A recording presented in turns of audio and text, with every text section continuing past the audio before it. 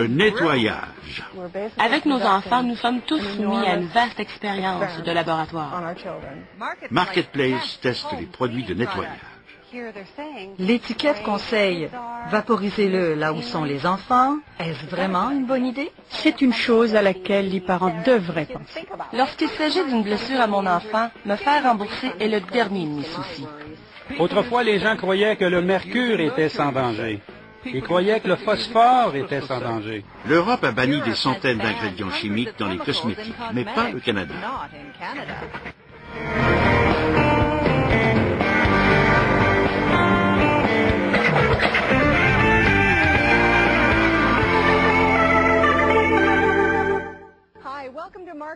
Bonjour et bienvenue à Marketplace. Ici Erika Johnson de Vancouver. Obsédés par la propreté, nous voulons maintenir nos maisons propres, que nos toilettes et nos cuisines soient désinfectées comme le serait une salle d'opération. Les produits de nettoyage promettent des miracles, plus rapides, plus faciles, moins de frottage. Se pourrait-il que ce fanatisme à propos du nettoyage soit dangereux pour nos enfants? Voici le reportage de Wendy Misley.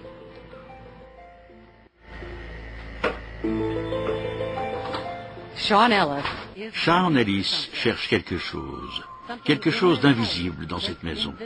Dans l'air, peut-être. C'est peut-être la maison, nous n'en sommes pas sûrs. Quelque chose qui expliquerait pourquoi cette famille est toujours malade. Il y a 5 semaines, Amanda Saul fut transportée d'urgence à l'hôpital avec de sévères problèmes respiratoires.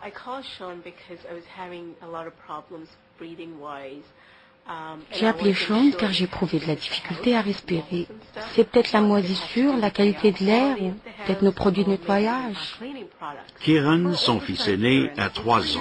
Comme plusieurs enfants aujourd'hui, il souffre d'allergies, d'eczéma et depuis quelque temps d'asthme.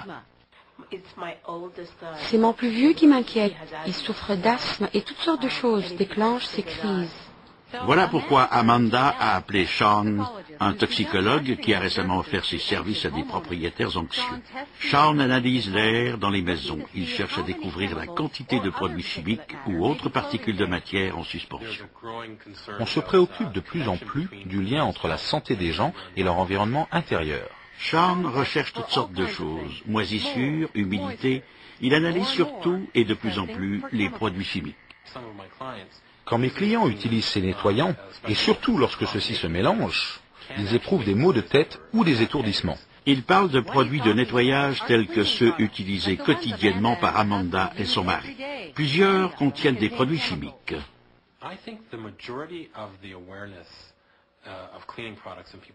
Je pense que la plupart des gens croient que les produits de nettoyage dans leur maison sont naturels et sans danger. Je ne pense pas qu'ils les considèrent comme des produits chimiques. Et comme beaucoup d'autres, cette jeune famille adore les produits qu'elle utilise. C'est attrayant d'essayer de trouver des produits qui donneront les meilleurs résultats.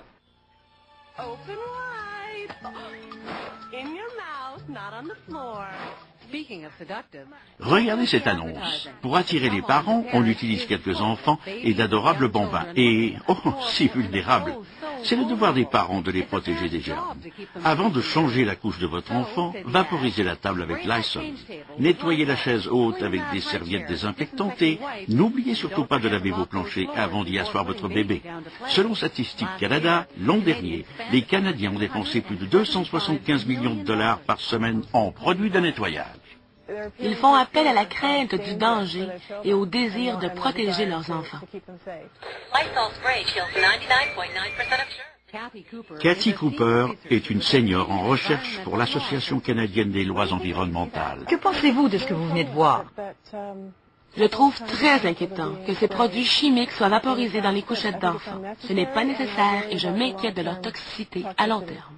Madame Cooper dit que nous connaissons peu de choses de la composition chimique des produits car les compagnies ne sont pas tenues de nous en informer. Larry Stoffman de Vancouver est un expert en information au sujet des risques concernant les produits chimiques. Nous parlons d'enfants à la maison exposés 24 heures sur 24 aux émanations de produits nocifs. Nous parlons également d'ingrédients dangereux qui peuvent avoir des effets même en quantité minime. Vous ne savez pas et vous n'aurez jamais la certitude qu'ils sont sans danger. Il serait préférable de ne pas le présumer.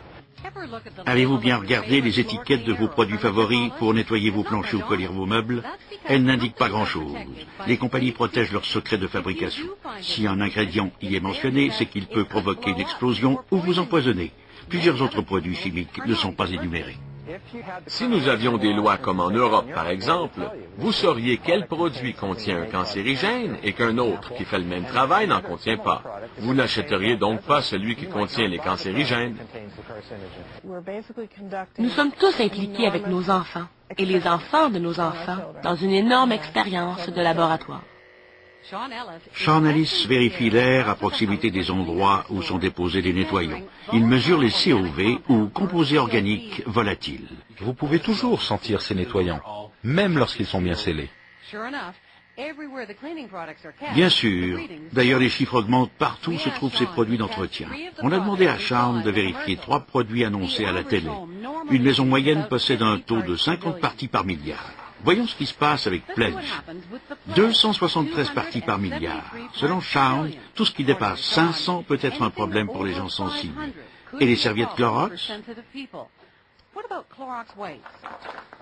Eh bien, un simple essuyage et le taux passe de quelques centaines à des milliers de particules. Et finalement, le désinfectant Lysol. Nous passons maintenant à une densité de particules par million et on en voit à peu près 12 000. C'est à peu près 1000 fois plus élevé que le Clorox. Est-ce qu'en nettoyant mes comptoirs, j'affecte les voies respiratoires de mes enfants?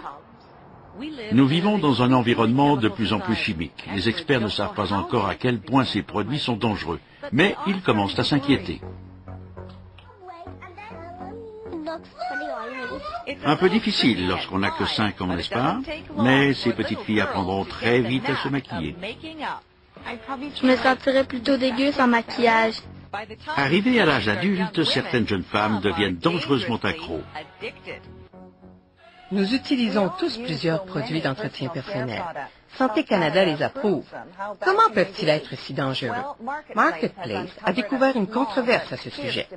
Les scientifiques déclarent que les éléments chimiques contenus dans un produit comme ceci peuvent, à la longue, nous causer un cancer.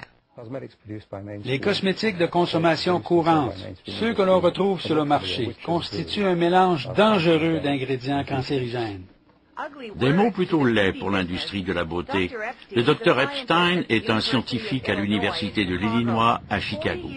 40 ans de recherche l'ont convaincu que d'infimes quantités d'ingrédients chimiques cancérigènes contribuent à la longue à une surdose toxique néfaste. Regardez ici, diamine de paraphénylène, etc. Alors, combien de ces ingrédients chimiques y a-t-il dans nos produits? Les recherches du Dr Epstein ont démontré qu'une simple crème pour la peau contient au moins 2 ingrédients cancérigènes. Le mascara, 3, un fard à joues, 4 et un rouge à lèvres, 5. Et c'est suffisant pour inquiéter Angelica Hackett. Après tout, nous nous couvrons avec ces produits toute notre vie. Le Dr Coron est pédiatre à l'hôpital des enfants malades de Toronto. Étant l'un des pays les plus avancés au monde, comment pouvons-nous autoriser l'entrée de ces produits dans nos foyers où vivent de petits-enfants sans savoir s'ils sont sécuritaires? Le Dr Coron dit que les jeunes enfants sont particulièrement vulnérables, surtout à cause de leur exposition continuelle. Ils mettent tout dans leur bouche et ils passent pratiquement tout leur temps sur le plancher. Les petits-enfants sont plus sensibles puisqu'ils sont en plein développement. Le cerveau, les organes internes, leur système respiratoire et immunitaire. Même leur système reproducteur n'est pas complètement développé avant l'adolescence. Un superviseur de garderie nous a appelés la semaine dernière pour nous dire qu'après avoir utilisé des produits d'entretien, le personnel et les enfants se plaignaient de problèmes de santé. Ils voulaient savoir ce que contenaient leurs produits de nettoyage.